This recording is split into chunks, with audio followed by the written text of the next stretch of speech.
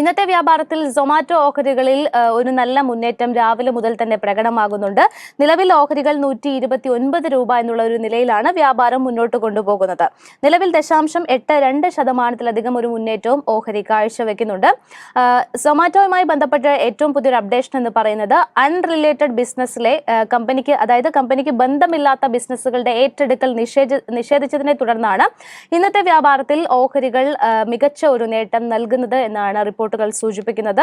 Zomato B2B logistics startup ഷിപ്പ് റോക്കറ്റിനെ ഏറ്റെടുക്കുന്നതുമായി ബന്ധപ്പെട്ടിട്ടുള്ള റിപ്പോർട്ടുകളൊക്കെ തന്നെ നേരത്തെ വന്നിട്ടുണ്ടായിരുന്നു. $2 ബില്യൺ ഷിപ്പ് റോക്കറ്റ് സ്വന്തമാക്കാൻ സൊമാറ്റോ ഒരുങ്ങുന്നു എന്ന റിപ്പോർട്ടുകളെ നിഷേധിച്ച കമ്പനി വിപണിയിൽ പ്രചരിക്കുന്ന തെറ്റായ വാർത്തകൾക്കെതിരെ നിക്ഷേപകർക്ക് മുന്നറിയിപ്പ് നൽകുകയും ചെയ്തിട്ടുണ്ട്. നിലവിൽ ഒരു ഏറ്റെടുക്കൽ പദ്ധതികളില്ല എന്നാണ് കമ്പനി അറിയിച്ചിട്ടുള്ളത്. അതോടൊപ്പം തന്നെ ഈ മേഖലകളിലൊന്നും തന്നെ കമ്പനി ശ്രദ്ധ കേന്ദ്രീകരിക്കുന്നില്ല എന്നും നിലവിലുള്ള ബിസിനസ്സിലാണ് കൂടുതൽ ഫോക്കസ് എന്നുമാണ് കമ്പനിയുടെ CEO ആയിട്ടുള്ള ദീപീന്ദർ ഗോയൽ കൃത്യമായി വ്യക്തമാക്കിയിട്ടുള്ളത്. ഇടപാടിന്റെ വലിയ ഒരു വലിപ്പം അല്ലെങ്കിൽ ഇത്രത്തോളം ഹ്യൂജ് ആയിട്ടുള്ള ഒരു ഇടപാടാണ് നടക്കാൻ പോകുന്നത് എന്നുള്ള ഒരു വാർത്തകളൊക്കെ വന്നതിന് പിന്നാലെ അത് വിപണിയിൽ സൃഷ്ടിച്ചേക്കാവുന്ന അനിശ്ചിതത്വം കണക്കിലെടുത്താണ് സൊമാറ്റോയുടെ ഭാഗത്ത് നിന്നുള്ള ഈ ഒരു പുതിയ ക്ലാരിഫിക്കേഷൻ വന്നിട്ടുള്ളത്. സൊമാറ്റോയുടെ ഭാഗത്ത് നിന്നുള്ള പ്രതികരണം വരുന്നതിന് മുൻപ് തന്നെ ഈ വിഷയത്തിൽ ഇന്റർനാഷണൽ ബ്രോക്കറേജ് ആയിട്ടുള്ള ജെഫ്രീസ് റിപ്പോർട്ട് വന്നിട്ടുണ്ടായിരുന്നു. അതായത് 2021 നടത്തിയ നിക്ഷേപത്തെ തുടർന്ന് ഷിപ്പ് റോക്കറ്റിൽ 5% ഓഹരി സൊമാറ്റോയ്ക്ക് നിലവിലുണ്ട്.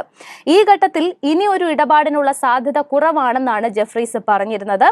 ഡൈവേഴ്സിഫിക്കേഷൻ സാധ്യതയുള്ളതായി തോന്നുന്നില്ല എന്നും ജെഫ്രീസ് റിപ്പോർട്ട് ചൂണ്ടിക്കാട്ടുന്നുണ്ട്. ഷിപ്പ് റോക്കറ്റ് പ്രധാനമായും ഒരു B2B ലോജിസ്റ്റിക്സ് ടെക്നോളജി സ്റ്റാർട്ടപ്പാണ്. വസ്ത്രങ്ങൾ, electronics, beauty, personal care, grocery തുടങ്ങിയ വിഭാഗങ്ങളിലുടനീളം ഡയറക്ട് ടു കൺസ്യൂമർ അതായത് D2C ബ്രാൻഡുകൾക്കും ഓംനി ചാനൽ വിൽപ്പനക്കാർക്കും ഷിപ്പിംഗും ഫുൾഫിൽമെന്റ് സേവനങ്ങളും നൽകുന്നുമുണ്ട്. ബ്രോക്കറേജ് പറയുന്നതനുസരിച്ച് അൺറിലേറ്റഡ് അക്വിസിഷൻ എന്ന വിലയിരുത്തലിൽ ഈ ഏറ്റെടുക്കൽ നടന്നാൽ സൊമാറ്റോയുടെ ഓഹരികൾ വീക്കായി ട്രേഡ് ചെയ്യപ്പെട്ടേക്കാം. നിലവിൽ ബിസിനസ്സുകൾക്ക് കാര്യമായ നിക്ഷേപം ആവശ്യമില്ലാത്തതിനാൽ കമ്പനി $1.4 ബില്യൺ തങ്ങളുടെ ഒരു അക്കൗണ്ടിൽ അല്ലെങ്കിൽ തങ്ങളുടെ ഒരു ബുക്കിൽ വഹിക്കുന്നുമുണ്ട്.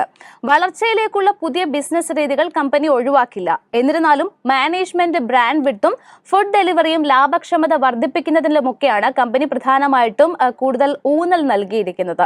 സ്റ്റോക്കിന്റെ പെർഫോമൻസ് നോക്കിക്കഴിഞ്ഞാൽ 2023 ഇതുവരെ സ്റ്റോക്ക് മൾട്ടി ബാഗർ റിട്ടേൺ നൽകിയിട്ടുണ്ട് എന്ന് കൃത്യമായി കാണാൻ സാധിക്കുന്നുണ്ട്.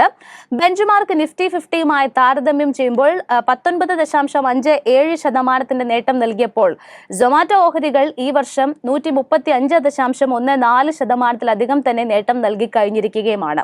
ഈ മാസം 12.39% നേട്ടം നൽകി കഴിഞ്ഞിട്ടുമുണ്ട്. ബ്രോക്കറേജ് സൊമാറ്റോ ഓഹരികൾക്ക് ബൈ റേറ്റിംഗ് നൽകിയിട്ടുള്ള ഒരു ടാർഗറ്റ് പ്രൈസ് എന്ന് പറയുന്നത് 165 രൂപ എന്നുള്ള ഒരു നിലവാരത്തിലാണ്. ഏകദേശം 28% ഒരു അപ്സൈഡ് പൊട്ടൻഷ്യലാണ് സൊമാറ്റോയ്ക്ക് നൽകിയിട്ടുമുള്ളത്. ഇതുകൂടാതെ സൊമാറ്റോയ്ക്ക് മേൽ CLSAയും മികച്ച ഒരു ഔട്ട്ലുക്ക് നൽകുന്നുണ്ട്.